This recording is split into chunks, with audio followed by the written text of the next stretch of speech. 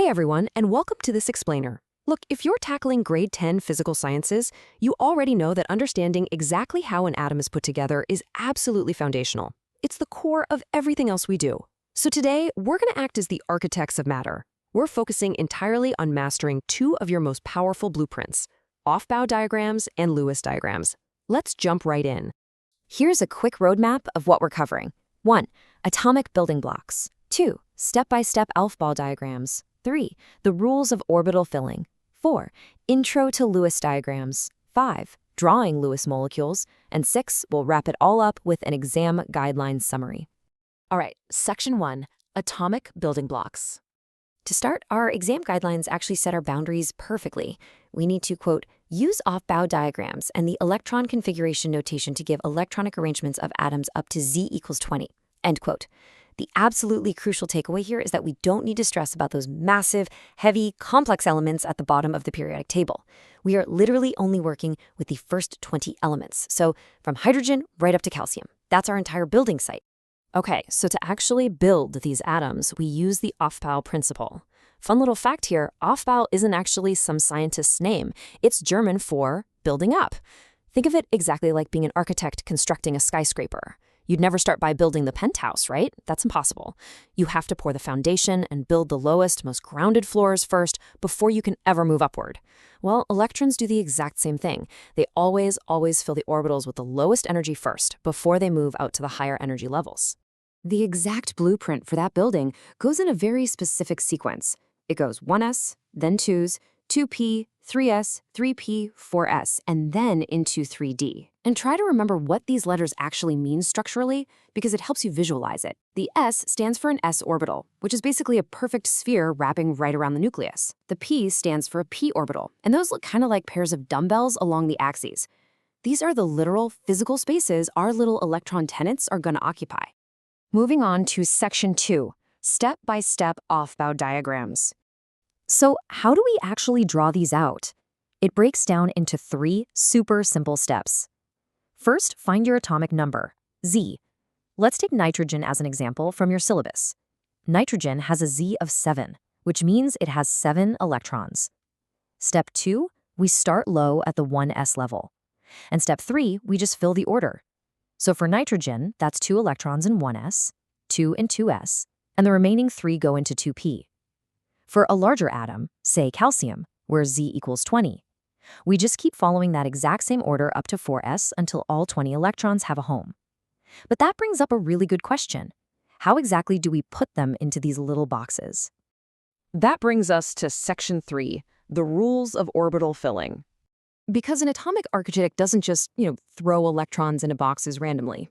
There are strict laws of the universe we absolutely must follow here. Hund's rule and Pauli's exclusion principle govern exactly how these electrons behave inside those orbital boxes. You can think of them as the ultimate, non-negotiable house rules for our atoms. Let's break them down. First up is Pauli's exclusion principle. This rule dictates the maximum capacity of any single orbital. Imagine an orbital box is a really small bedroom. Pauli's rule says a maximum of 2 electrons can fit in this room, but, and this is a big but, only provided that they spin in opposite directions. When we draw our Aufbau diagrams, we represent these electrons as arrows, so if one arrow points up, the other one absolutely must point down. You can never, ever have 2 arrows pointing the same way in one box. It's a total deal breaker. Next, we have Hund's rule. This kicks in when we reach those p orbitals, which, remember, come in a set of 3 boxes of equal energy. Think of electrons here like 3 siblings moving into a house with 3 empty bedrooms. They're going to want their own space, right? Hund's rule basically states that there is no pairing in p orbitals before there is at least 1 electron in each of them. So you have to put 1 up arrow in the first box, 1 up arrow in the second box, and 1 up arrow in the third box before you ever go back and start adding the down arrows to pair them up. Now, Aufbau diagrams are fantastic because they give us this fully detailed X-ray vision of the entire atom. They show every single electron.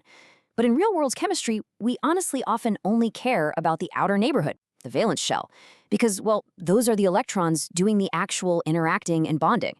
And that's exactly what Lewis diagrams are for. They ignore the core completely and show only the outermost valence electrons, represented simply as dots or crosses. It cuts through the noise.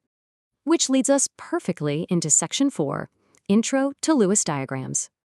By definition, a Lewis dot diagram is a structural formula where we use simple dots or crosses to represent those valence electrons, and it's so easy to figure out. To find the number of valence electrons, you literally just look at the element's group number on the periodic table. For example, carbon is in group 14, so boom, it has 4 valence electrons. You draw C and put 4 dots around it. Oxygen is in group 16, so it gets 6 dots. It's incredibly clean, efficient, and saves us a ton of drawing. But you might be wondering, why do we care so much about these specific outer dots? Well, because it leads us to arguably the most important question in all of chemistry. How do individual, kind of lonely atoms actually combine to form complex molecules? Let's explore that in Section 5, Drawing Lewis Molecules.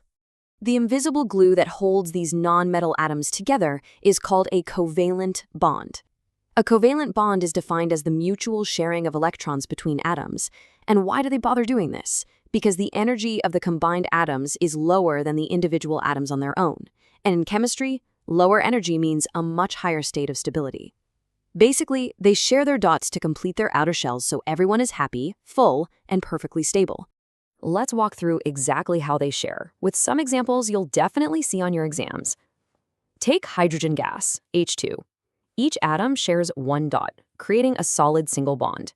But oxygen, O2, it actually needs to share 2 sets of electrons to be stable, so it creates a double bond. Nitrogen, N2, goes even further and forms a massive triple bond. And we can build step-by-step compounds too. For water, H2O, you just place oxygen in the center and form single bonds with 2 separate hydrogens to complete its shell.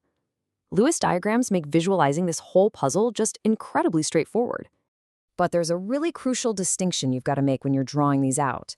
Bonding pairs versus lone pairs. When you see 2 dots sitting directly between 2 atomic symbols holding them together, that is a bonding pair. That's the physical connection. But what about the other pairs of dots just sitting around on the outside of an atom, like the ones right on top of the oxygen and water? Those are called lone pairs. They are non-bonding, they belong entirely to that one atom, and are pretty much just hanging out, taking up space, without actually holding the molecule together. All right, let's bring it all home in Section 6, Exam Guidelines Summary. Here is your ultimate grade 10 checklist. If you can confidently do these 5 things, you are going to be absolutely golden. Number 1, master drawing off-ball box diagrams for any element up to z equals 20. Number 2, never ever violate Hund's rule or Pauli's exclusion principle when you're filling those boxes. Number 3, draw out individual element Lewis dot diagrams just by using their group numbers. Number 4, connect those dots to draw simple covalent molecules. Specifically, make sure you know H2, O2, water, ammonia, and methane. And lastly, number 5, always be able to look at a diagram and point out which dots are the bonding pairs and which are the lone pairs. Which brings us to our final thought for this explainer.